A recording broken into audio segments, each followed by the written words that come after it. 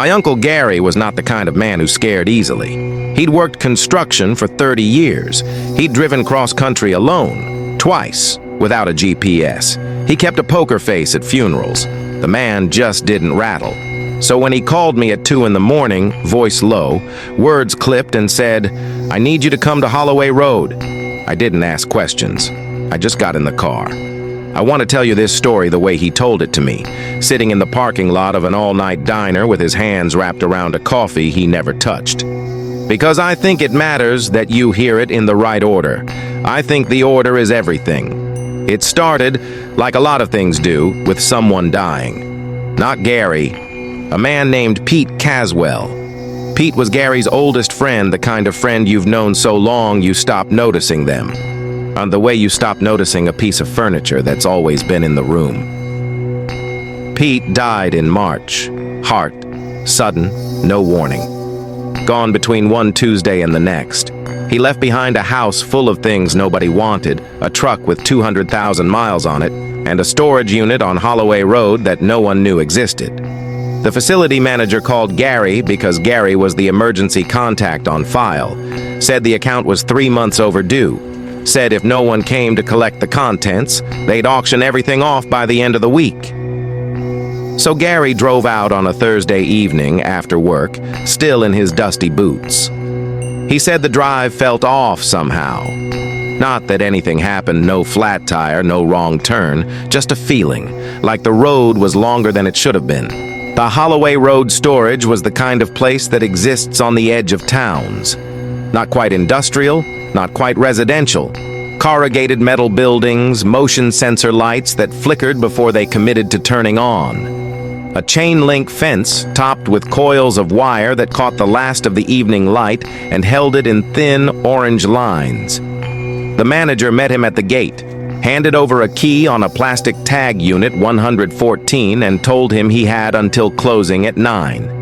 That was it. No small talk.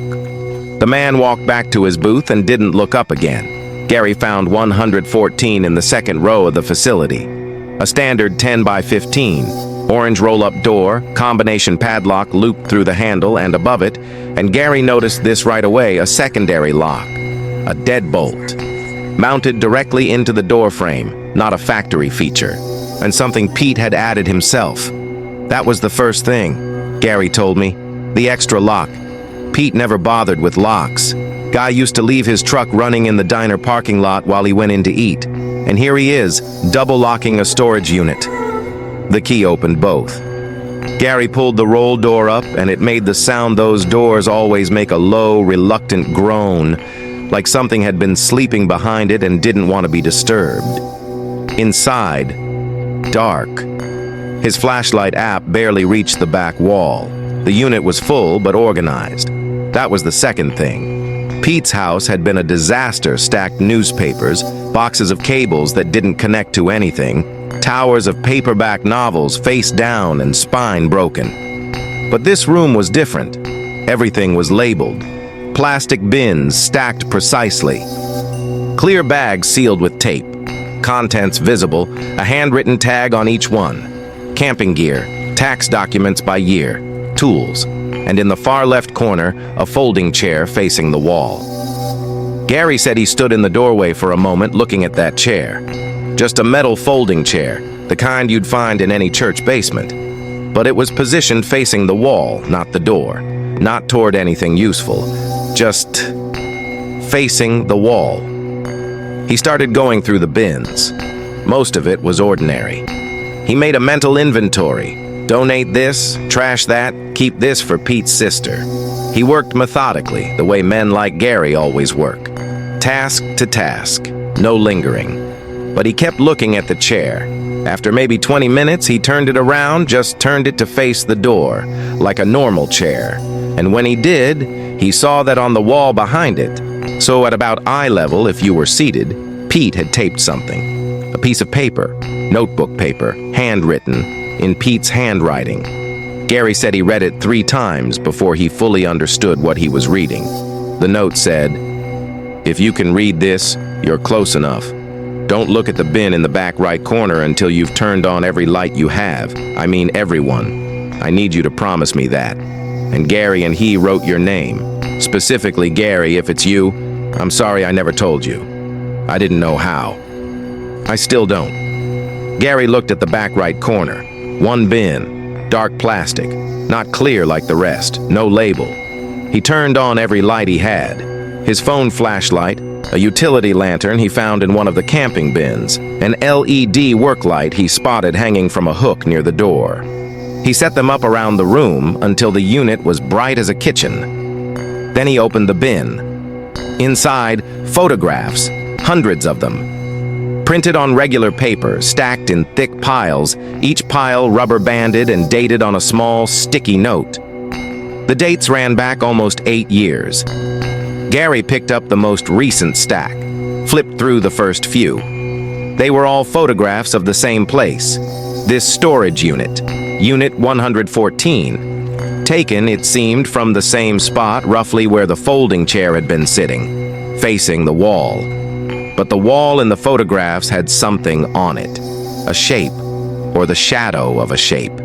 Something dark, roughly human in outline, pressed flat against the wall like a silhouette, except the light in the photos was coming from behind the camera, so there was no reason for a shadow to appear on the wall in front. But in the early photos from 8 years ago, the shape was faint, almost nothing, a smudge, a trick of exposure. But with each passing year, each successive stack, the shape was a little clearer, a little more defined, the outline sharper. Something that might have been shoulders, something that might have been a head tilted slightly, the way a person tilts their head when they're listening. The most recent photos dated 6 weeks before Pete died. The shape filled almost the entire wall. Gary set the photos down. He looked at the wall. The wall was clean, white painted cinder block, nothing on it. He picked his phone up and opened the camera. And he stood there in all that light. The lantern and the work light blazing, and he took a picture of the wall. Then he looked at what he'd captured. He doesn't talk about what he saw in that photo. Not clearly. He said the right words for it don't exist, or if they do, he doesn't want to say them out loud. But he told me this. Whatever was in that photograph, it was not there when he'd taken the picture.